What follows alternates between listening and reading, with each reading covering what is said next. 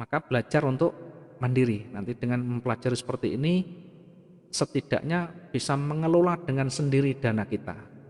Mau profit berapa satu hari, mau dapat berapa, mau rugi berapa, kita yang nanti akan tentukan di sana. Baik, ini adalah money management.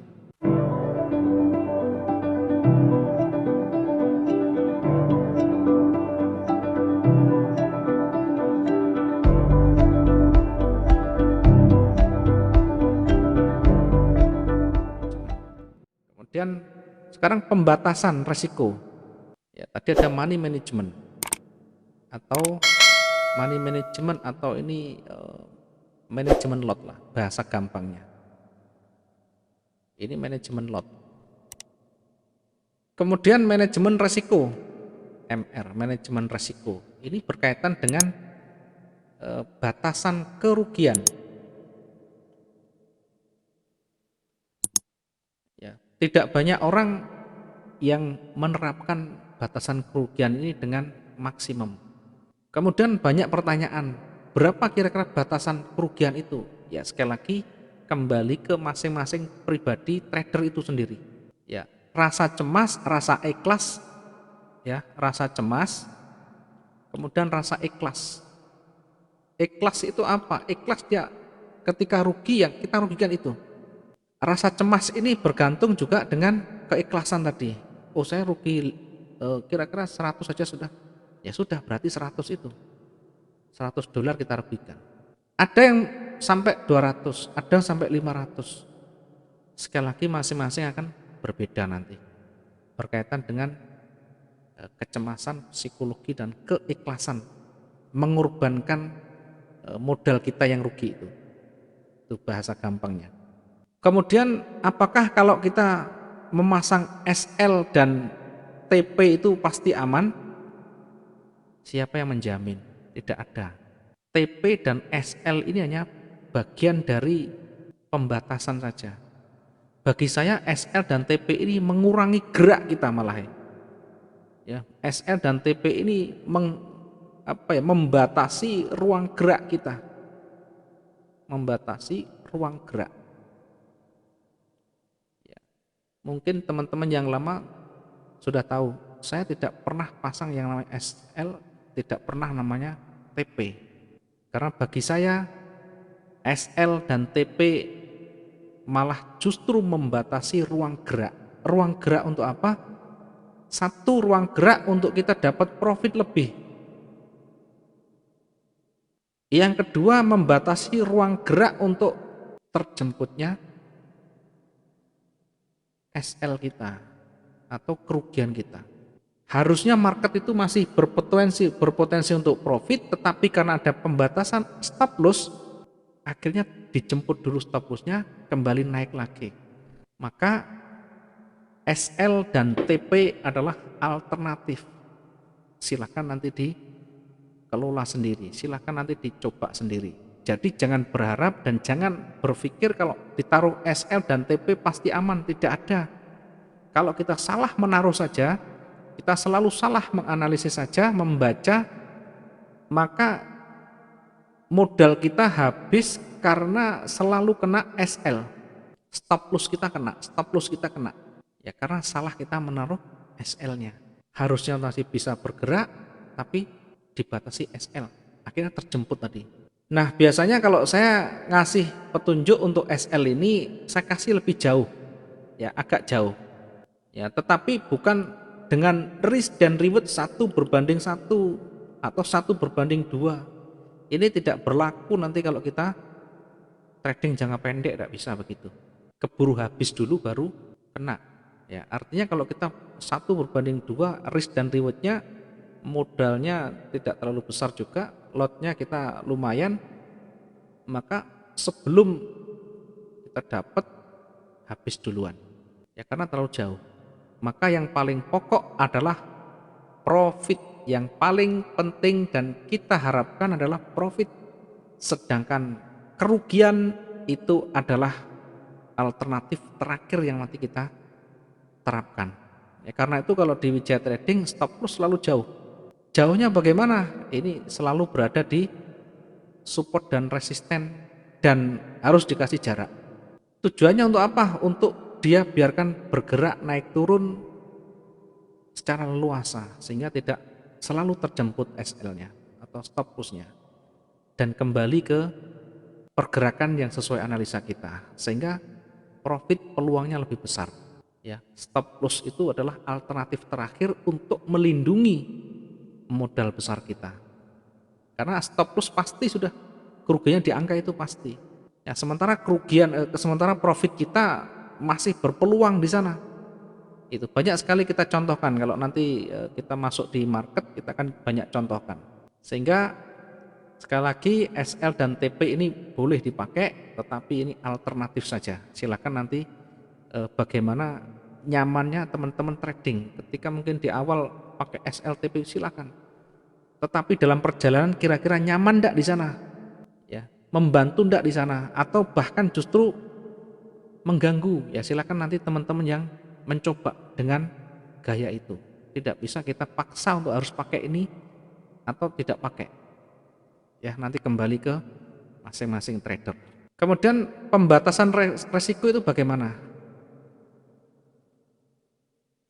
Ya, resikonya biasa kalau saya gunakan 5% maksimum 20%. 5% maksimum 20%. Sehingga selalu saya sampaikan ketika terjadi floating minus, maka jangan lupa dilirik. Kalau di HP ya, itu floatingnya berapa, floating minus berapa, floating minusnya berapa, kemudian modalnya berapa, nanti dibagi. Ya, misalkan modalnya 1000, kemudian floating minusnya 250, maka segera dilihat di sana minus kita itu berapa. Minus ini tidak harus semuanya minus ya, mungkin ada 3 kali transaksi buy sell misalkan. Ini misalkan minusnya 50, ini minusnya 200, ini plusnya misalkan, atau ini 100 ya, ini plusnya misalkan 50. Sehingga dari minus 300 dikurangi plus atau ditambahkan plus 50 masih minus 250. Ini misalkan. Maka kita lihat yang di atas, kiri atas, biasa kalau di MetaTrader di HP itu di kiri atas, itu kita lirik berapa di sana totalnya. Kita bagi. Ya, kita bagi dengan modal dikalikan 100. Sehingga kalau kita bagi ini 250 dibagi 1000 dikali 100. Atau enggak usah dikali 100, dibagi aja ini. Ketemu nanti berapa persen? 250 dibagi 1000, modal kita dikalikan 100. 25%, berarti sudah warna hijau, berarti sudah warna kuning. Hati-hati, ini saatnya sudah di cut loss atau di recovery, ini sudah 25%. Sementara batasan kita maksimum adalah 20%. Kenapa kita 20%? Karena di angka 20% ini masih bisa dilakukan recovery nanti. Misalkan di cut loss di 20% pun masih punya dana untuk nanti bisa kembali menutup kerugian itu, peluangnya ada. Berbeda kalau sudah 60%. Ya, dari modal 1000 minusnya 600. Ini sudah berat begini. Mau ditambah juga tidak bisa, mau di cut loss eman-eman begitu. Maka akan jauh lebih baik di awal itu segera dilakukan penanganan, jangan sampai terlambat. Maksimum 20% harus sudah selesai. Apakah di recovery, apakah di cut loss saat itu.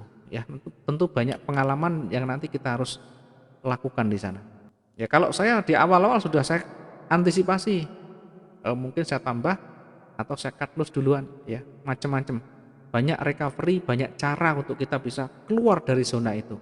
Ini adalah pembatasan kerugian. Nanti tidak harus 20%, mungkin bisa di bawahnya bisa cut loss duluan. Ya, atau menyesuaikan kondisi pasar. Ya, atau menyesuaikan kondisi pasar. Semuanya nanti bisa dicobai. Ketika teman-teman mengalami kesulitan, ya silakan komunikasikan. Saya terus terang kalau ada yang banyak bertanya, tentu ada persoalan yang betul-betul di sana harus kita bantu, ya. Tetapi pertanyaannya jangan terlalu basic ya, jangan terlalu istilah. Kalau istilah itu di googling aja di sana. Kalau terkait dengan analisis, terkait dengan kondisi boleh. Tapi kalau tanya eh, istilah nanti googling aja. Kalau istilah itu jangan banyak bertanya, silakan di googling. Kalau yang begini, kalau analisa kan tidak ada. Kalau analisa kondisi pasar begini misalkan, saya punya transaksi 3, minusnya sekian, kemudian pasarnya sekian, apa yang harus saya kerjakan? Boleh nanti bertanya. Nanti saya bantu lihatkan, saya bantu analisiskan kondisi dan potensi marketnya mau kemana, nanti kita bantu untuk memberikan rekomendasi di sana. Ya, mudah-mudahan juga bisa membantu teman-teman.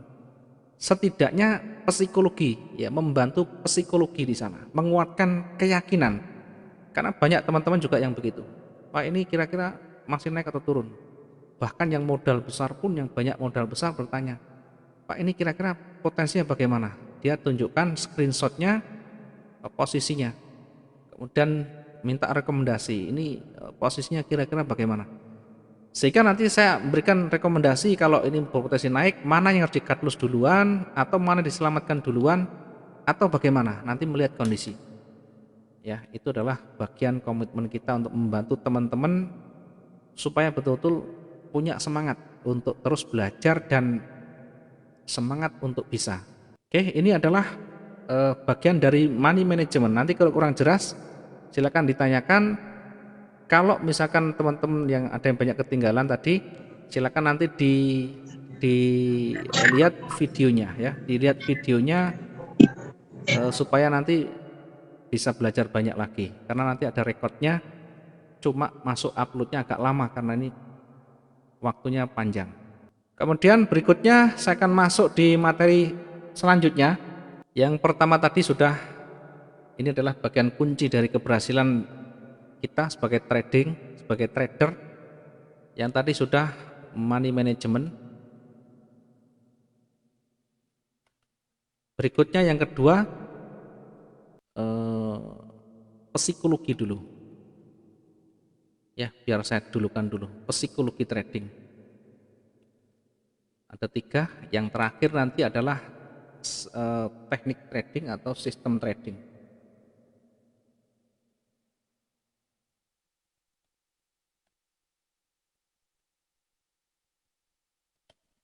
Oke, dari ketiga inilah nanti harus teman-teman wajib satu menguasai teori dasarnya, yang kedua menerapkan. Wajib menguasai dan menerapkan. Kalau menguasai tanpa menerapkan percuma nanti, tidak tahu bagaimana rasanya market bergerak naik turunnya. Kemudian tidak tahu rasanya kalau kita floating minus bagaimana, bagaimana cara kita untuk antisipasi, bagaimana cara kita untuk recovery, tidak bisa nanti kalau tidak menerapkan ini. Maka nanti perlahan ya, pelan-pelan sesuai dengan tingkatannya nanti kita coba praktekkan. Psikologi trading ini saya sampaikan lebih cepat saja karena ini tidak ada kaitan dengan perhitungan ya. Psikologi ini hanya berkaitan dengan bagaimana kita pengendalian kita, bagaimana kita menenangkan diri ya supaya trading kita betul-betul aman dan nyaman ya. Yang paling penting nyaman. Bagaimana caranya kita bisa mampu mengendalikan psikologi trading kita?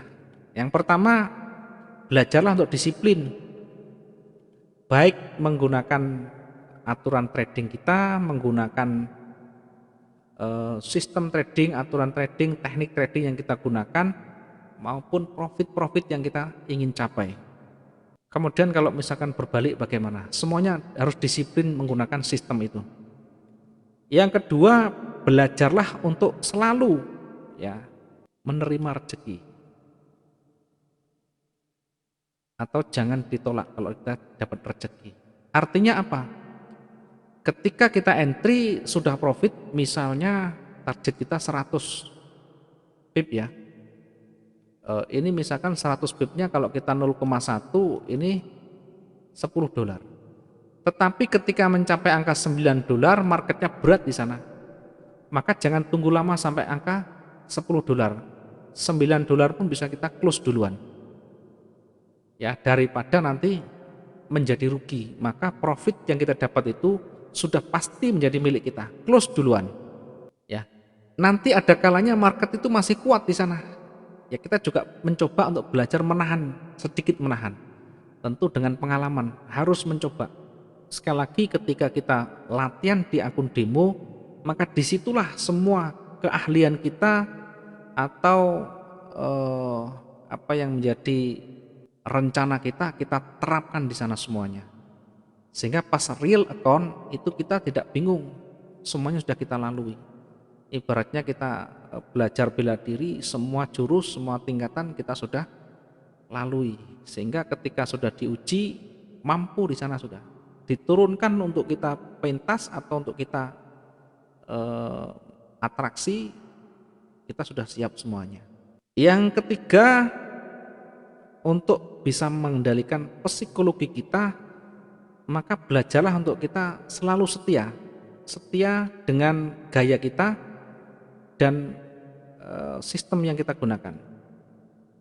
Tadi misalkan saya menggunakan lot yang selalu stabil, kemudian saya selalu menggunakan averaging, saya selalu menggunakan switching dan berbagai macam caranya dan itu semuanya sudah kita lakukan. Itu semuanya sudah menjadi bagian dari gaya kita. Maka setia seperti itu. Ada orang menawari, Pak, saya punya indikator ini, wah hebat sekali nih, ditunjukkan warna-warninya, ditunjukkan hasilnya. Ya biar aja, silakan dipakai. Kalau dia cocok ke sana silakan. Tapi saya sudah punya sistem trading sendiri. Ya, ini namanya setia. Bukan ketika nanti ada yang menawari, oh ya bagus ya, ikut sana, belajar sana, ikut sana, belajar sana. Maka saya pastikan tidak akan ketemu titiknya nanti di sana. Belajar satu, fokus di sana, kuasai, dalami, dan tentu ikuti. Kalau sudah betul-betul sesuai dengan gaya kita.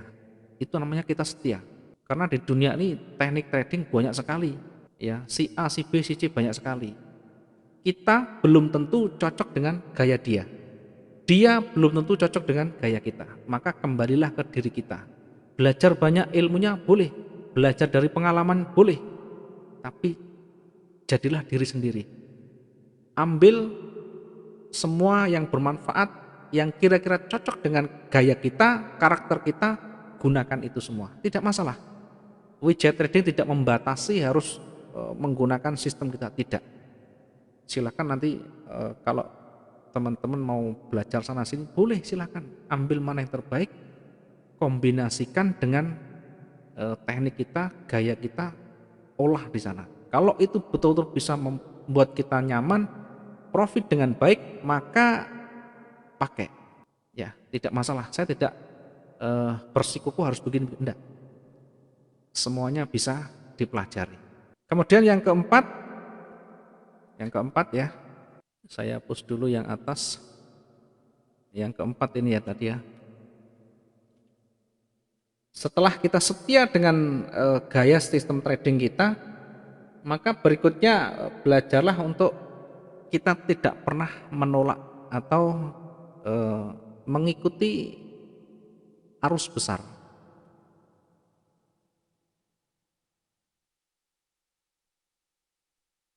Mengikuti arus besar marketnya. Artinya bahasa saya adalah ikuti arah angin. Ini ada tren utama, ada tren kecil. Mana yang kita gunakan? Tren kecil yang terdekat dari running. Karena ini yang langsung bersinggungan dengan harga pasar, langsung berdekat dengan pasar. Maka gunakan tren yang minor ini dulu. Kalau nanti minor ini sudah mulai breakout, mulai kuat, ya, dan searah dengan tren utama, maka lebih enak. Kalau berlawanan, gunakan tren yang kecil dulu. Oke, ini kita mencoba untuk mengikuti arah besar marketnya. Jangan melawan. Kalau saat itu marketnya turun kuat, jangan melawan. Kecuali, ya tentu dengan pengalaman kita memanfaatkan koreksi, tapi dengan harus hati-hati, harus dengan pengalaman di sana. Tanpa itu nanti sangat berbahaya kalau nanti berbalik, betul-betul tidak sesuai, ya. Oke, itu adalah arus besar market, jangan dilawan. Kita ini ibaratnya pemodal kecil, market besar itu kemarin sudah saya sampaikan ada bank-bank besar yang mendominasi, ya khususnya Eropa di sana. Ada spekulan tapi tidak terlalu banyak berpengaruh. Yang banyak berpengaruh itu tentu bank-bank yang besar mendominasi pasar besar itu. Yang nomor 5, yang paling utama ini adalah waiting atau menunggu. Nah, untuk kita bersabar, untuk psikologi kita biar tenang, maka biasakan kita menunggu. Menunggu apa ini? Menunggu peluang, bukan menunggu floating minus. Karena kebalikan banyak yang diterapkan teman-teman. Kita entry nanti pikir belakang. Ya, maka yang terjadi adalah menunggu minus. Kalau sudah menunggu minus, maka psikologi kita tentu akan terganggu di sana. Ya, kondisi kecemasan kita tentu akan berbeda di sana. Oke, ini adalah bagian dari psikologi trading kita supaya kita betul-betul bisa konsisten di sana. Ya, supaya kita betul-betul bisa tercapai.